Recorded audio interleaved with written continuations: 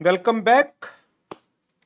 चलिए स्टार्ट करते हैं with the multiple choice question of chapter number 14A audit of banks के साथ। Question number 1, your firm appointed as the statutory auditor by a nationalised bank for the year 23-24, your senior advised you to check all the standard assets shown in the balance sheet as on 31st March 24. While verifying, you observed that one of the account was regularized on 28th March 2024, for which the interest and installment amount was overdue from the quarter ending 30th September 23. Account was regularized after payment of overdue interest and installment on 26th of March. Only the last day of the financial year was considered as on the date becoming NPA by the bank. क्या आप bank की इस policy से agree कर रहे हैं? हमने एक टॉपिक पढ़ा था account regularised near the balance sheet date asset classification के अंदर। यदि अकाउंट को रेगुलराइज कराया गया है by genuine sources, not by providing additional fund, and thereafter account smoothly run कर रहा है, उसके ऑपरेशन प्रॉपर हैं, तो ऐसी सिचुएशन में क्या अकाउंट को स्टैंडर्ड क्लासिफाई किया जा सकता है? जी हां, कोई प्रॉब्लम नहीं है। As the interest charged in the account was overdue for more than 90 days, 30th सितंबर से कंपेयर करते हैं तो बिल्कुल सही बात कह रहा है। It should be classified as NPA and considered as substandard asset. लेकिन इसमें तो बात ही नहीं की गई account regularise near balance sheet date की।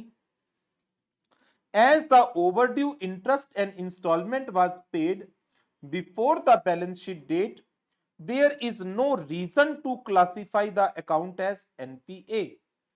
Genuine sources की बात ही नहीं की गई। Auditor should not agree with the bank policy to regularize the account before the balance sheet date. नहीं, ये तो है ही नहीं, इसका तो प्रोविजन है आरबीआई पॉलिसी में। Bank can regularize the account before balance sheet date, but should ensure that amount has been paid through the genuine resources and not by sanction of additional facilities, and account remains in order subsequently. तो इसका best answer D है। कहीं पर कोई doubt हो किसी question में तो बता दीजिएगा, कोई सी ऑप्शन के अंदर कुछ और क्लिक कर रहा हो माइंड में तो बता दीजिएगा, ठीक है। सेकंड क्वेश्चन अक्टूबर 19 के मॉक टेस्ट पेपर का क्वेश्चन है। PFS bank engaged in the business of providing portfolio management services to its customer, जिसके लिए उसने आरबीआई से प्रायर अप्रूवल ली है। आपकी फर्म को अपॉइंट किया गया एज द स्टैट्यूटरी ऑडिटर। आपके सीनियर ने इंस्ट्रक्ट किया to verify the transaction of PMS. While verifying the transaction, you notice that bank has not prepared separate transactions, separate record for PMS transaction. Investments के अंदर हमने एक point discuss किया था, that in relation to own investment and PMS client, separate records are to be maintained, and records for transaction with respect to PMS client needs to be audited separately by the external auditor. तो ऐसे case में जब record separate नहीं बना रखे, then PMS transactions की separate audit कैसे हो पाएगी? तो अब देखिए क्या बेस्ट आंसर नजर आता है। It is not necessary to maintain separate record, गलत, बनाने पड़ेंगे। As per RBI guidelines, PMS investment need to be audited separately by the external auditor, and auditor are required to give a certificate separately. So auditor should not verify the PMS transaction till the bank segregate the transaction. बिल्कुल सही लग रहा है। Auditor can give a qualified opinion. Auditor should verify that PMS funds are not utilized for lending. B point. Next, MEA Bank sanction overdraft limit of 34 crore to Bharat Limited on working capital of the company as on 31st March 22.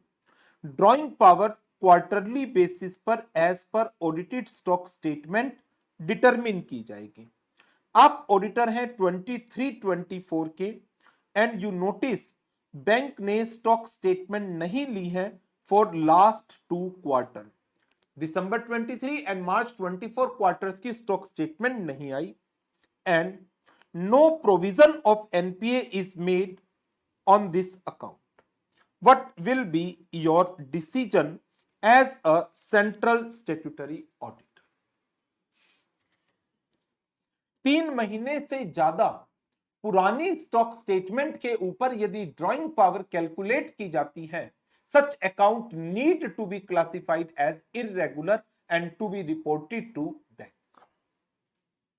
Classify the borrower account as NPA as borrower financial position cannot be determined. गलत। Instruct the bank to obtain the audited stock statement for both the quarter and review the credit limit accordingly. मैं bank को instructions नहीं दे सकता। I can make only a request to the bank. Bank आज यदि stock statement लेता है पुराने period की, उसका कोई फायदा नहीं है। As per bank norms drawing power is to be determined on the basis of stock statement and it was more than 3 months old, so the outstanding is deemed as irregular.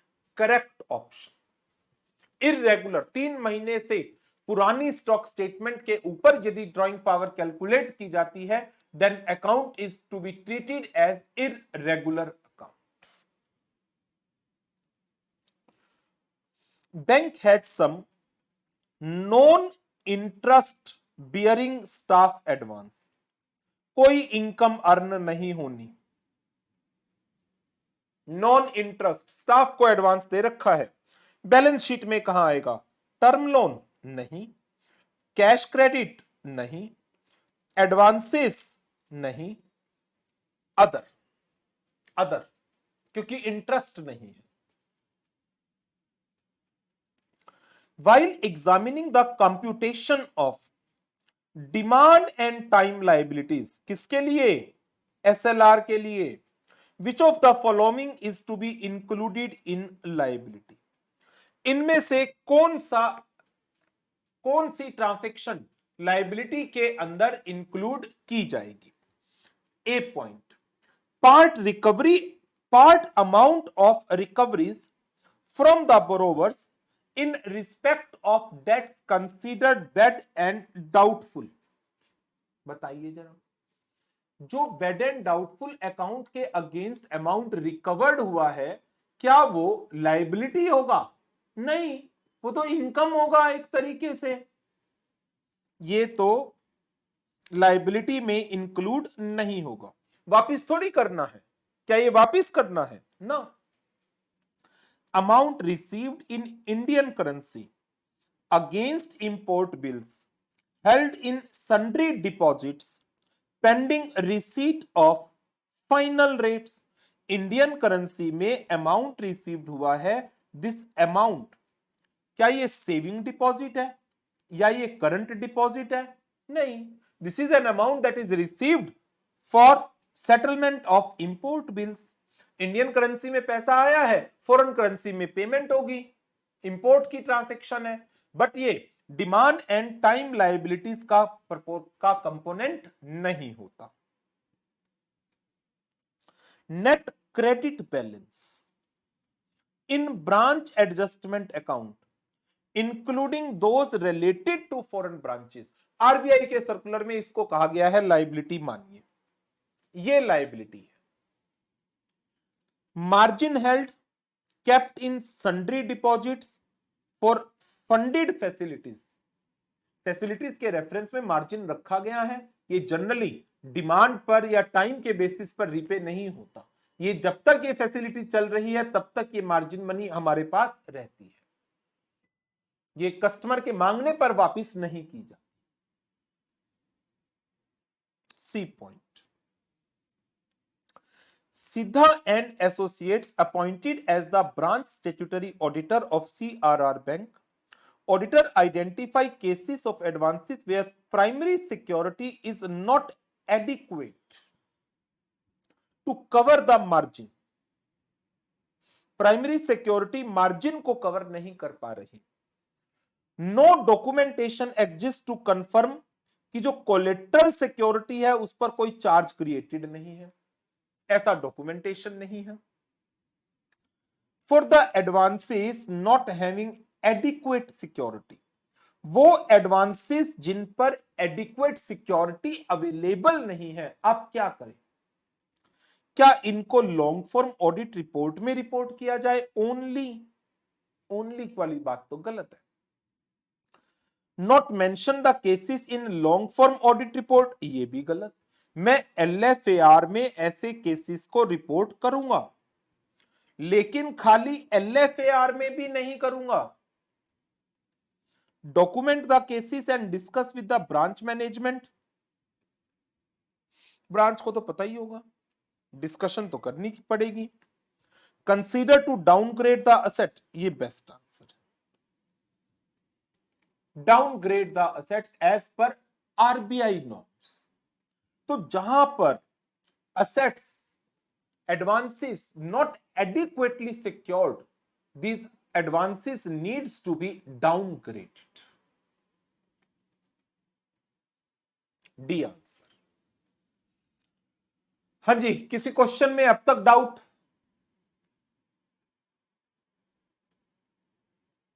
Any doubt हो तो बता दीजिएगा। No, चलिए फिर आगे बढ़ते हैं। Next, MTP सितंबर 22 का क्वेश्चन। ब्रांच में 3 स्टाफ हैं, cashier, officer, manager. Cashier cash slip sign करता है, कैश विड्रॉल की एंट्री पास करता है और कस्टमर को कैश देता है। आपने कैश विड्रॉल वेरीफाई किया और after testing you decided to pass the control over the cash process. आपके हिसाब से कैश प्रोसेस का कंट्रोल सही है। Also no observation identified during the testing. Moreover, as the process is present in the branch, work performed by the cashier is not monitored on daily basis. Cashier के काम की monitoring नहीं है। Quarterly basis पर कुछ test check perform किए जाते हैं by branch officer. Internal auditor ने भी इन कंट्रोल को कहा है ये ऑपरेटिंग है। कैशियर के काम की रेगुलर मॉनिटरिंग नहीं होती, तो क्या कंट्रोल्स ऑपरेटिंग है? No. The control over cash process should be reported as operating, नहीं। Control over cash process should be reported operating, नहीं। Control should be reported as non operating, yes, because segregation of duties was not present with respect to process of payment transactions by the cashier. Cashier खुद ही cash withdrawal की entry पास कर रहा है, cash slip को sign कर रहा है, customer को कैश दे रहा है। सेग्रीगेशन ऑफ ड्यूटीज नहीं है।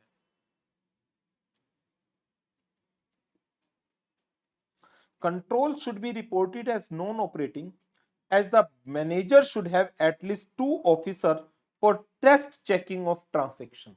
नहीं, टेस्ट चेकिंग के लिए 2 ऑफिसर को लगाना जरूरी नहीं है, एक ऑफिसर भी चेकिंग कर सकता है। बट सेग्रीगेशन ऑफ ड्यूटी नहीं कर रखा, ये इसका मेन आंसर बनेगा। Which of the following statement is incorrect. Inoperative saving and current account are a fraud prone area, बिल्कुल सही। इनऑपरेटिव अकाउंट में फ्रॉड के चांसेस कंपैरेटिवली ज्यादा होते हैं। Debit balance in current account are reduced from aggregate demand deposit ना, ये तो ओडी की तरह से दिखाया जाता है एडवांसेस में।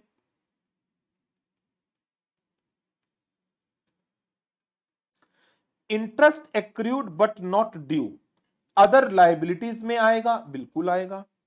FCNR deposits are in foreign currencies only, ये भी सही है। बी गलत है, बी गलत है। करंट अकाउंट का debit balance it is to be reported as overdue, overdraft advances के अंदर आएगा। Which of the following is correct regarding submission of statutory branch auditor report and LFAR of the branch signed by branch auditor? Branch auditor report is to be submitted by statutory to submit it to central auditor. LFAR head office को no. LFAR RBI को no. Branch auditor अपनी report किसको देगा? Main report भी और LFAR भी, दोनों ही statutory central auditor को। आज ही पढ़ा है अभी,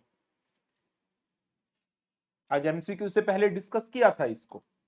statutory branch auditor as well as LFAR are to be submitted to the statutory central auditor. Next, आप इंटरनल ऑडिटर हैं और बैंक सारा डेटा कंप्यूटर पर मेंटेन करता है। You are instructed by your senior to verify the loan against fixed deposits.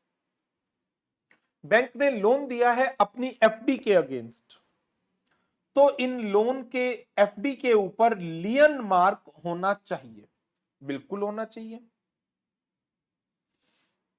क्योंकि अब जब तक ये लोन क्लियर नहीं होता तो FD पर लियन लगा दिया गया, UBL लिख देते हैं, अंडर बैंक लियन चार्ज है इस FD पर। जब तक लोन क्लियर नहीं होगा FD का मैच्योरिटी पैसा नहीं मिलेगा। Ensure all FD receipts are attached along with the approved loan documents. Loan document के साथ FD रिसीट को अटैच करिए, बिल्कुल सही है। All FD receipt against which loan has been sanctioned are discharged in favor of bank, बिल्कुल सही। And check lien is marked in computer software.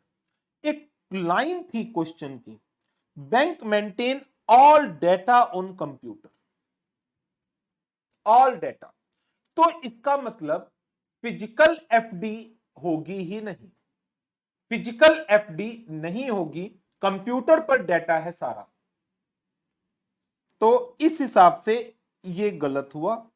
Computer software में लियन मार्क करिए, ये सही है। Discuss the process followed, discussion, मैं examination करूंगा, discussion क्यों करूंगा? Ensure all FD receipt against which loan has been sanctioned are discharged in favor of bank. Lien is marked on computer software. FD should be kept separately with the branch manager. No, no. यदि FD physical है भी तो वो loan document के साथ रखी जाएगी, लेकिन क्योंकि ये कंप्यूटर बेस्ड पर क्वेश्चन ज्यादा था, क्वेश्चन की पहली लाइन में ही लिखा हुआ है all data is being maintained on the computer, तो इसका बेस्ट आंसर बी बनता है, डी नहीं बनेगा। नेक्स्ट, पारस बैंक एक NPA अकाउंट है, SU पारस, 35 लाख का रिकवरेबल अमाउंट है, 37 लाख का NPA बेच दिया, 2 लाख का प्रॉफिट हो गया,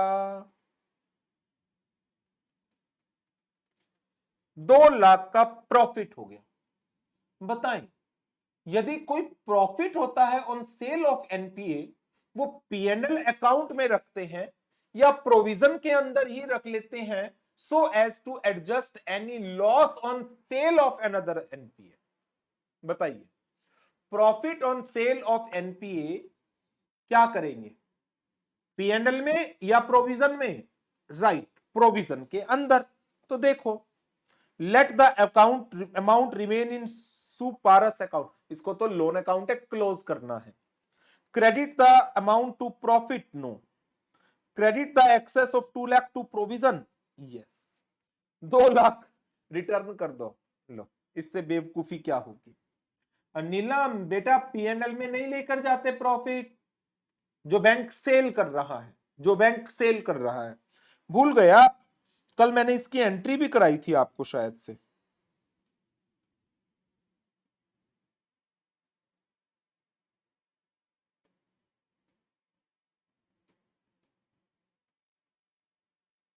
ये देखो, 4 करोड़ का नेटबुक वैल्यू था और 5 करोड़ पर हमने बेचा था, 5 करोड़ पर। तो 1 करोड़ का प्रॉफिट हुआ था, कोई हम पीएनएल में क्रेडिट नहीं दिया था हमने, रादर 6 करोड़ का प्रोविजन था, तो प्रोविजन 5 करोड़ ही एडजस्ट किया और 1 करोड़ का प्रोविजन बच गया था। तो इस प्रोविजन के अगेंस्ट आगे कोई फ्यूचर लॉस होगा तो एडजस्ट कर लेंगे। नुकसान कोई है तो पीएनएल में डेबिट कर दो, नुकसान कोई है तो पीएनएल में डेबिट कर दो, प्रॉफिट कोई है प्रोविजन में छोड़ दो, प्रोविजन में छोड़ दो। क्लियर है?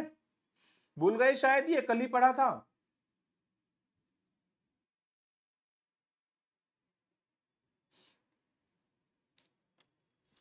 अच्छा, नेक्स्ट क्वेश्चन मार्च 24 के मॉक टेस्ट पेपर का क्वेश्चन है। ये आपको जो एडिशनल क्वेश्चंस की लिस्ट मिली है उसके अंदर मिल जाएगा। मैंने तो अपनी बुक चेंज कर ली है, क्योंकि मेरे पास तो सॉफ्ट कॉपी होती है, मैं तो कभी भी चेंज कर लूंगा बुक को। During the audit of good bank limited, the auditor and management had a certain difference of opinion as to the amount and the item which needs to be disclosed under the head of contingent liability. However, apart from that, auditor observed the following: 79 agricultural loan account है जिनकी guarantee government of Delhi ने दे रखी है, 26 लाख रुपए के, 2 साल से ज्यादा ओवर ड्यू है। एनपीए 2 साल से ज्यादा over due. 93 government of India ने गारंटी दे रखी है 32 लाख के, गवर्नमेंट ऑफ इंडिया की गारंटी है तो performing advance. 6 corporate loan account guaranteed 3 each, 3 government of India के परफॉर्मिंग, 3 गवर्नमेंट ऑफ दिल्ली के non performing, amounting 29 lakh for each company. Over due more than 3.5 month, 90 days से ज्यादा ओवर ड्यू हो चुके हैं, तो ये बन गए NPA. What is the total NPA बताओ, कैलकुलेट करके बताओ फिगर। ये 26 लाख प्लस 93 नहीं आएगा, 29 इंटू में 3 कितना बना? 3 कॉर्पोरेट अकाउंट 29 लाख ईच और एक 26 lakh. How much? 29 into 3 87 plus 26 113, 113 lakh.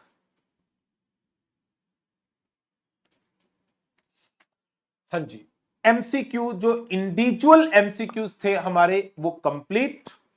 इनमें कोई डाउट है तो बताइए जरा, इंडिविजुअल एमसीक्यूज में।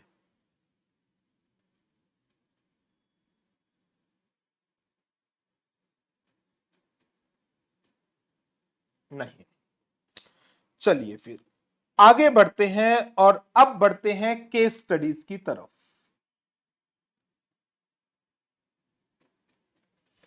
इंटीग्रेटेड केस स्टडी में हमारे पास इन टोटल 5 केस स्टडी हैं। 3 केस स्टडी पुरानी है जो आईसीएआई के स्टडी मटेरियल में या उसके नॉलेज पोर्टल पर दी हुई थी, और 2 केस स्टडी नई है।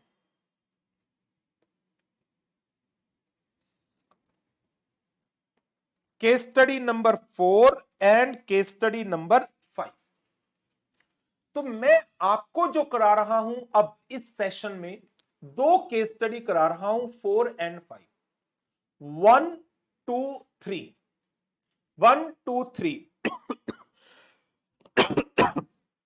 ये दे रहा हूं मैं आपको होमवर्क। ये आप खुद ट्राई करेंगे।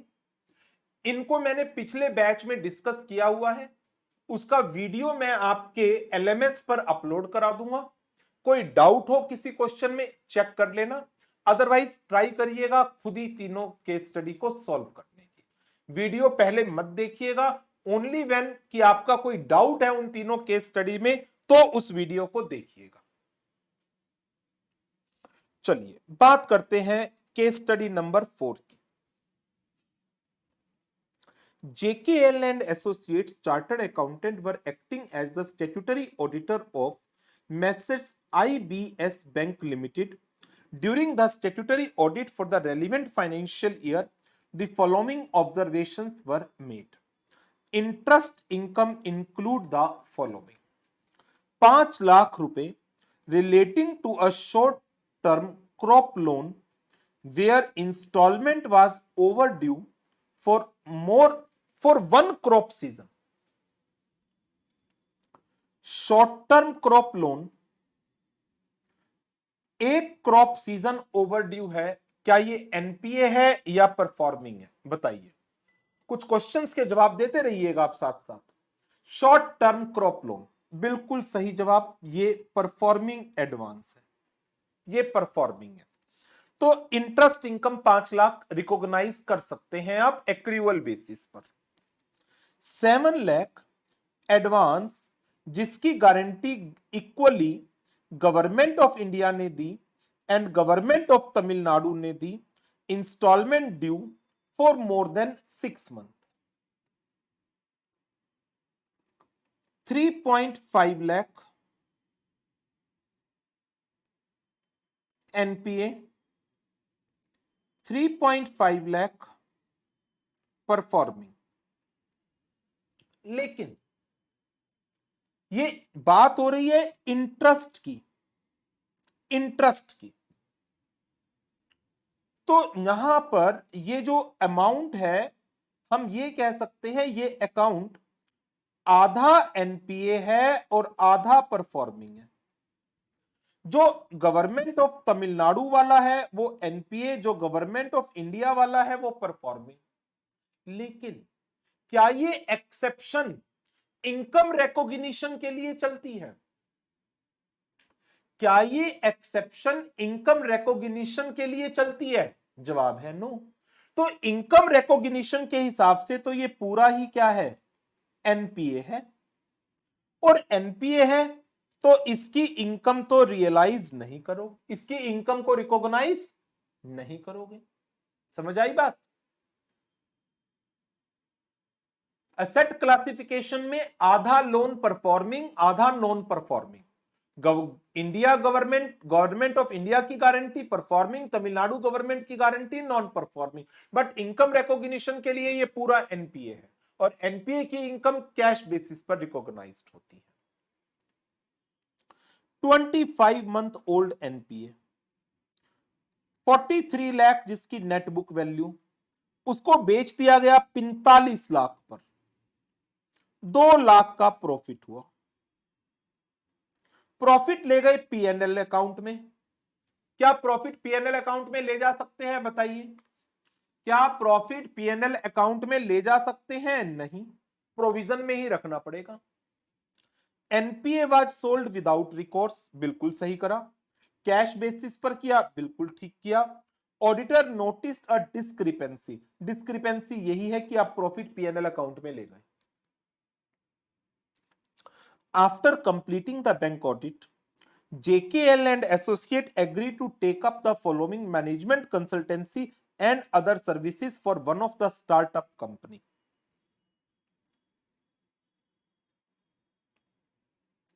Setting up executive incentive plan, price fixation, conduct a periodical audit. Mr. K, one of the partner of the firm, felt that providing the services would result in professional misconduct. Hence, ये सारे जो points दिए गए ये bank audit से related नहीं है।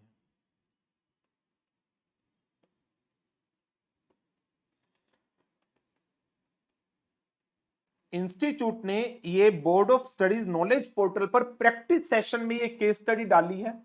Case study उठाई होगी, उसमें बैंक ऑडिट और पीई के क्वेश्चन भी होंगे, बट जो क्वेश्चन इन्होंने यहां पर दिए हुए हैं वो सिर्फ बैंक ऑडिट के दिए हुए हैं। तो ये इतना पॉइंट हमारे लिए रेलिवेंट नहीं है, इसके ऊपर कोई क्वेश्चन फ्रेम नहीं करा हुआ है। आपके क्वेश्चंस जो है वो सिर्फ ऊपर वाले पोर्शन के ऊपर आपको मिलेंगे। From the above facts and detail, what is the correct amount of interest which the bank could account in its financial statement? बताइए, फाइनेंशियल स्टेटमेंट में से कितना इंटरेस्ट रिकॉग्नाइज किया जा सकता है फाइनेंशियल स्टेटमेंट्स में? 5 लाख, 7 लाख, 12 लाख, 8.5 लाख? बिल्कुल सही जवाब 5 लाख। 7 लाख एनपीए का है, इनकम रिकॉग्नाइज नहीं होगी। Answer 5 lakh. What could be the possible amount classified as NPA relating to the account with respect to observation regarding the inclusion of interest income given below?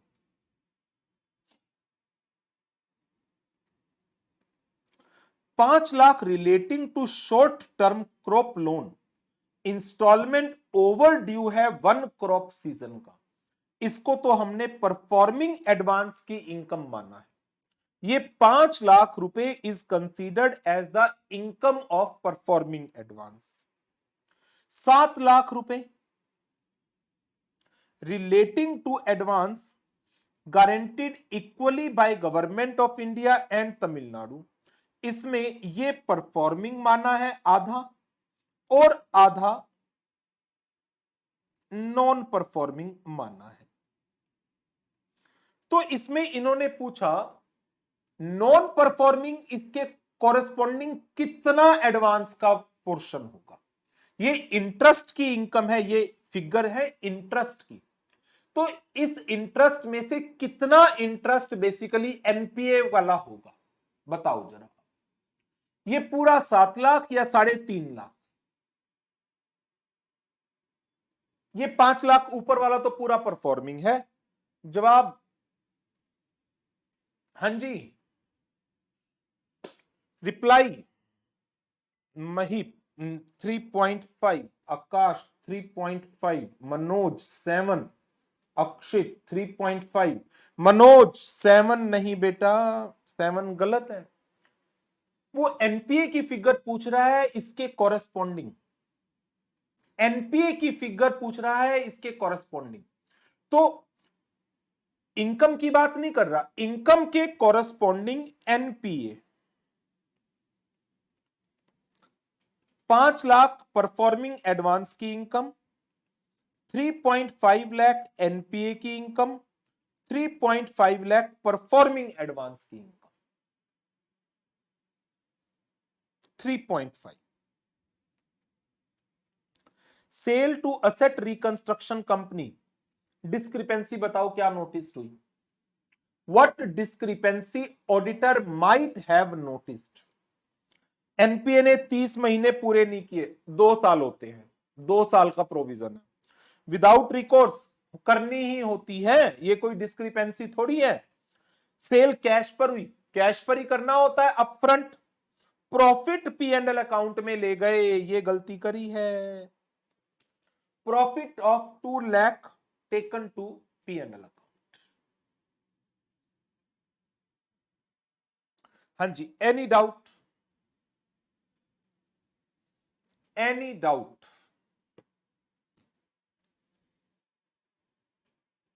नहीं। तो चलिए फिर आगे बढ़ते हैं। Next case study. CA Subhadra is conducting statutory audit of a branch of FNB Bank. Branch में 450 करोड़ के deposits हैं एंड 300 करोड़ के एडवांसेस हैं as on 31st March 24.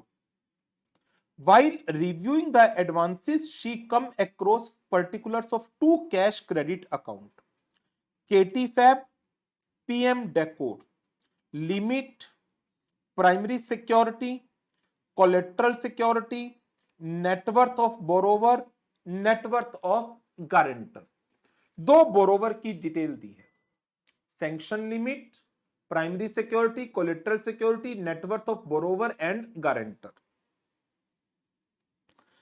Katie Fab की एडिशनल इंफॉर्मेशन, 31 दिसंबर 23 ड्रॉइंग पावर 9 करोड़, 31 जनवरी 9.25 9.5, सैंक्शन लिमिट है 10 करोड़ की, उसमें से ड्रॉइंग पावर है 9 crore, 9.25, 9.5, 9.5। Outstanding balance more than drawing power, outstanding balance more than drawing power, outstanding balance more than drawing power, outstanding balance more than drawing power. यदि outstanding balance for a period more than 90 days drawing power से ज्यादा रहता है तो account क्या बनेगा? NPA बनेगा, NPA.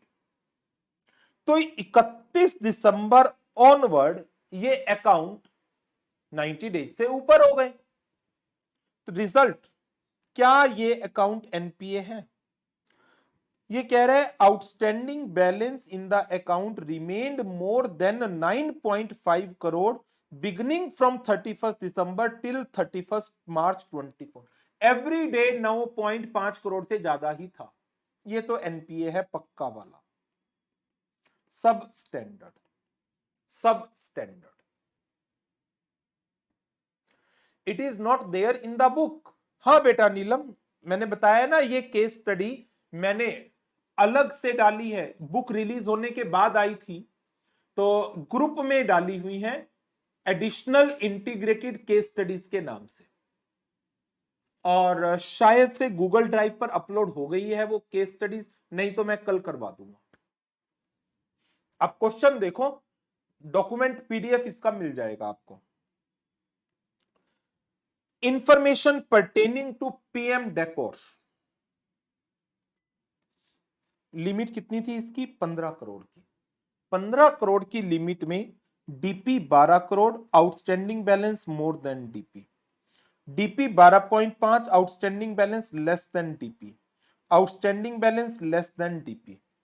यहां तो एनपीए नहीं है ये। Both units are working and financial position is satisfactory. Branch ने दोनों को स्टैंडर्ड असेट माना है। पॉइंट नंबर 2, 3, 4, 5, एक एक पॉइंट पर एक एक क्वेश्चन है। जो अभी डिस्कस किया पीएम डेकोर का केस और केटी फैब का case, keeping in view information stated in the two borrower account eight para 1, which of the following statement is correct? Branch ने दोनों को क्या बनाया? स्टैंडर्ड। बताइए, क्लासिफिकेशन प्रॉपर नहीं है, दोनों अकाउंट नॉन परफॉर्मिंग है, गलत। क्लासिफिकेशन प्रॉपर नहीं है, KT Fab standard, PM Decor non performing, ये गलत। क्लासिफिकेशन प्रॉपर नहीं है, केटी फैब नॉन परफॉर्मिंग है, PM Decor standard, yes, this is correct, this is correct. चलिए para number 2, On reviewing the statement of account classified as NPA, she find that education loan grant किया गया है mister X के son को for pursuing short duration technical higher studies abroad for ₹50 lakh some time back repayable in 5 year. Loan दिया गया है 60 lakh rupees की security पर, जिसकी वैल्यू 60 लाख है और वैल्यू निकाली है वैल्यूअर ने। हाउएवर वैल्यूअर को रिमूव किया गया है बैंक के द्वारा due to irregularities. Value of house reassess की गई और उसने बताया ये तो हाउस ही सिर्फ 20 लाख रुपए का है, 60 लाख का नहीं है। मीनवाइल एजुकेशन लोन में ओवर ड्यू आ रहा है 110 दिनों का 31 मार्च 2024 को, नॉन परफॉर्मिंग हो गया। अकाउंट स्टैंडर्ड असेट बना हुआ है टिल लास्ट ईयर 31 मार्च 2023 से। ऐसे अकाउंट जहां पर असेट्स प्रॉपरली सिक्योर्ड नहीं है, इन असेट्स को डाउनग्रेड कर देना चाहिए। क्या इस सिचुएशन में ये अकाउंट इंस्टेड ऑफ सब स्टैंडर्ड क्या सीधा डाउटफुल की कैटेगरी में क्लासिफाई किया जा सकता है? बताइए।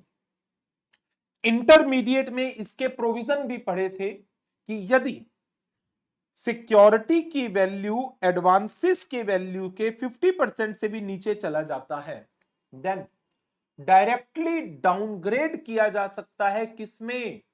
डाउटफुल की कैटेगरी में। डाउटफुल की कैटेगरी। तो अब ये बताओ इस अकाउंट को मैं सब स्टैंडर्ड की कैटेगरी में लाऊं या डाउटफुल की या लॉस की? यदि रियलाइजेबल वैल्यू खत्म हो जाती है, लेस देन 5% रह जाती है, तो मैं लॉस में ले जाता। बट अभी तो 20 लाख है, 40% के अराउंड है वैल्यू, क्या करूं? डाउटफुल। तो इसी के ऊपर दूसरा क्वेश्चन है, considering the issue relating to the education loan, how should it be classified in the books of branch? Doubtful. Para number 3 पर आ जाइए। While verifying the deposits of the branch, inoperative account है for less than 10 year 5 crore रुपए के। She plans to focus her audit procedure on this segment. Inoperative account के ऊपर उसका focus है, 5 करोड़ रुपए की वैल्यू है। One of her team members suggested the following audit procedure. Verify whether there exists a system of informing the customer on accounts turning inoperative.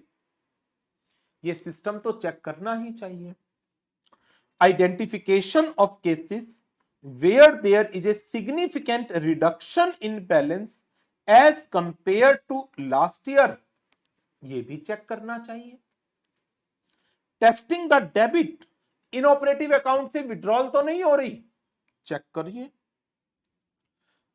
Auto activation of inoperative account, क्या inoperative account auto activate हो सकते हैं? बताओ जरा। आपने भी शायद कभी कोई अकाउंट ओपन कराया हो, उसके बाद 6 महीने तक कोई ट्रांजैक्शन नहीं की हो, बैंक ने उसको डोरमेंट की कैटेगरी में डाल दिया, बाद में उसको इनऑपरेटिव में डाल दिया। क्या ऑटोमेटिकली ऑपरेटिव हो जाते हैं बिना केवाईसी के, री केवाईसी के? मतलब ही नहीं। तो ऑटो एक्टिवेशन का तो कोई कॉन्सेप्ट ही नहीं है। इसके ऊपर क्वेश्चन है, विच ऑफ ऑडिट प्रोसीजर और combination of procedure are relevant in such a situation?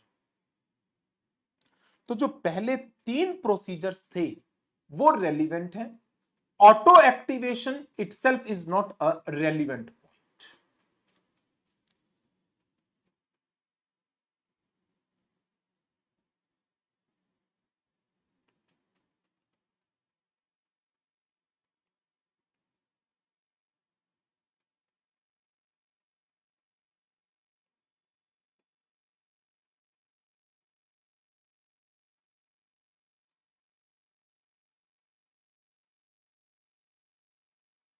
D answer. Next para, while gathering the information to be included in LFAR, she come across some cases of advances which became non-performing within a relatively short span of time. ABC 1 crore limit 15 मई 2023 को sanction हुआ, ये non performing हो गया है। 15 मई को sanction हुआ था सिर्फ। एक्स वाई प्राइवेट लिमिटेड 1 जुलाई 23 को सैंक्शन हुआ। एसके एंड सन 4 जुलाई 2022 को सैंक्शन हुआ और रिन्यूअल भी हो चुकी है इसकी तो 4 अप्रैल 23 को। डीके क्रिएशन 1 अक्टूबर 2023 को, रिन्यूअल इसकी है नहीं। इसके ऊपर क्या क्वेश्चन है देखिए, quick mortality cases, quick mortality जो जल्दी इररेगुलर हो रहे हैं, वो एलएफएआर के अंदर ब्रांच ऑडिटर को बताने हैं। बताइए कौन सी स्टेटमेंट करेक्ट है? इन चारों में से कौन से क्विक मोर्टेलिटी है? बड़ा आसान क्वेश्चन पूछा है। इन चारों में से कौन से क्विक मोर्टेलिटी है? चारों या ओनली एबीसी और एक्स वाई, या एसके एंड सन, या डीके क्रिएशन, या all except SK? Except SK, बाकी सारे क्विक मोर्टेलिटी है। All 4 cases are quick mortality? No. Only DK creation, DK creation खाली क्विक मोर्टेलिटी है? नहीं, डीके के साथ एक्स वाई और एबीसी और आएंगे। ABC, X Y, DK are quick mortality? Yes. X Y और डीके मोर्टेलिटी, साथ में एबीसी भी तो है। C answer.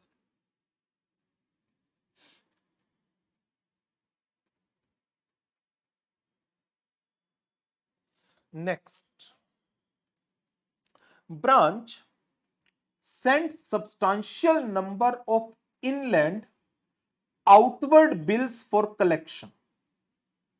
बिल्स आते हैं कलेक्शन के लिए, इंडिया में ही बने हुए हैं बट दूसरे शहरों के हैं।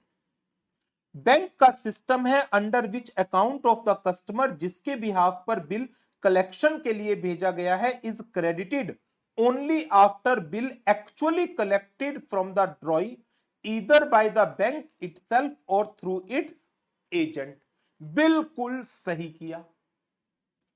One of our team member jotted audit procedure for inland outward bills. Verification of outward bills for collection as on closing date.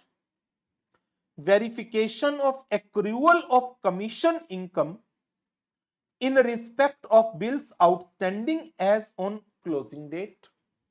Verification of accrual of charges in account of customer on whose behalf bill was sent for recovery where bill has been returned unpaid. इसका question देखो क्या है।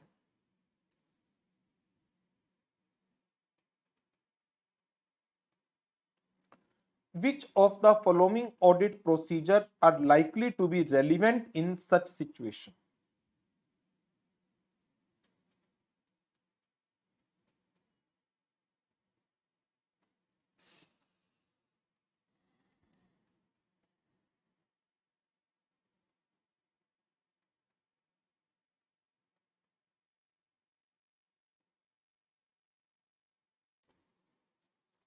Outward bills for collection, इनकी verification comparatively मुश्किल होगी। क्यों?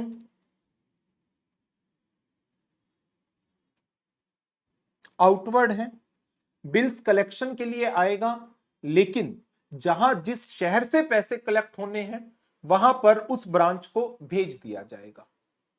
Collection bill sent for collection, उनको verify करना कंपैरेटिवली थोड़ा सा चैलेंजिंग है। और फिर ऑफ बैलेंस शीट आइटम है।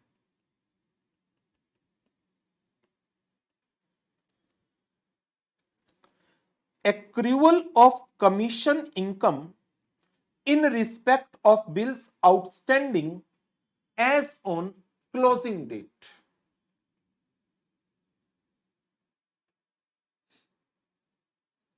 जब बिल्स की कलेक्शन हो जाएगी तो ही तो कमीशन इनकम को चेक करोगे। जब बिल्स की कलेक्शन हो जाएगी तो ही तो आप कमीशन इनकम को रिकॉग्नाइज करोगे। कलेक्शन से पहले नहीं कर पाओगे, क्योंकि अमाउंट पार्टी के अकाउंट में भी क्रेडिट हो जाता है जब अमाउंट एक्चुअल कलेक्ट होता है, उससे पहले नहीं, उससे पहले नहीं। Verification of accrual of charges, charge मैं डाल दूंगा, चार्ज मैं डाल दूंगा किस चीज का, कि जिस कस्टमर के बिहाफ पर मैंने बिल कलेक्शन के लिए भेजा था लेकिन बिल वापस आ गया अनपेड। तो यदि बैंक कोई सर्विसेज देता है, जैसे आपने कोई चेक भी डाला, वो चेक वापस आ जाता है, चेक रिटर्न अनपेड, तो बैंक तो चार्जेस डाल देगा, बैंक का तो खर्चा हुआ है। तो इस केस में ये प्रोसीजर ज्यादा बेस्ट लग रहा है। बाकी देखते हैं ऑप्शन क्या क्या दी है इसने। To verify the bills for collection on closing date, outward bill है, ऑलरेडी कलेक्शन के लिए दूसरी ब्रांच को या एजेंट को भेजे गए हैं, तो इनकी वेरिफिकेशन नहीं पॉसिबल। To verify the bills for collection on closing date, नहीं कर सकता। To verify the accrual of charges in account of customer, जिनको रिकवरी के लिए भेजा गया था बट बिल रिटर्न अनपेड, ये सही है। कमीशन आउटस्टैंडिंग बिल्स पर कमीशन नहीं आती, आउटस्टैंडिंग बिल पर, जब तक कलेक्शन नहीं होगी, जब तक कलेक्शन नहीं होगी।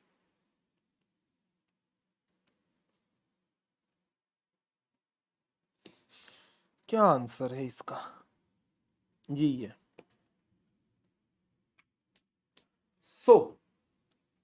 अब देखो इस चैप्टर के अंदर इंस्टीट्यूट ने काफी डिस्क्रिप्टिव क्वेश्चंस भी ऐसे दिए हैं, अब नए जो आ रहे हैं 2023 में, 2024 में, जिनका concept as such study material में प्रॉपरली डिस्कस नहीं है, और कुछ एमसीक्यूज भी ऐसे हैं। जितने भी लेटेस्ट क्वेश्चंस आ रहे हैं उनके अंदर एनालिसिस जरूरी है, और वो एनालिसिस आपकी प्रैक्टिकल नॉलेज पर बेस्ड है। तो जो आप आर्टिकलशिप में सीखते हैं वो आपको अप्लाई करना है। एंड दूसरी चीज का ध्यान रखिएगा, जितने लेटेस्ट क्वेश्चन आरटीपीज एमटीपीज में आ रहे हैं, खास तौर से 2023 और 24 के, उनको अच्छी तरह से आपको कवर करना है।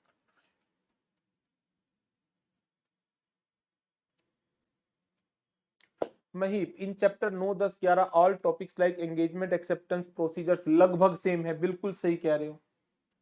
हाउ शुड बी डिफरेंशिएट, कोई हल नहीं है, बट उसके जो स्पेशल कंसीडरेशंस हैं रिपोर्टिंग वाले, वही इंपॉर्टेंट बनते हैं। बाकी में तो लगभग चीजें सेम ही आ रही है, इसका तो कोई हल नहीं। तो चलिए इसके साथ हमारा ये चैप्टर भी कंप्लीट हो गया। अब सैटरडे संडे कोई क्लास नहीं है, सैटरडे संडे कोई क्लास नहीं है। मंडे को हम मुलाकात करेंगे लाइव क्लास में नेक्स्ट चैप्टर के साथ, ऑडिट ऑफ एनबीएफसी। और कमिंग संडे आपका टेस्ट शेड्यूल्ड है चैप्टर 12 का एंड 13 का, digital audit and group audit का, राइट। और पहली 3 केस स्टडीज उसकी वीडियो भी मैं आपके एलएमएस पर अपलोड कर दूंगा। जरूरत पड़े तो ही किसी क्वेश्चन को रेफर करिएगा उस वीडियो से, अदरवाइज कोशिश करिएगा अपने आप उन क्वेश्चंस को सॉल्व करने की। ठीक है, तो चले फिर आज सेशन को करते हैं ओवर और मुलाकात करेंगे मंडे को। Thank you very much, good bye.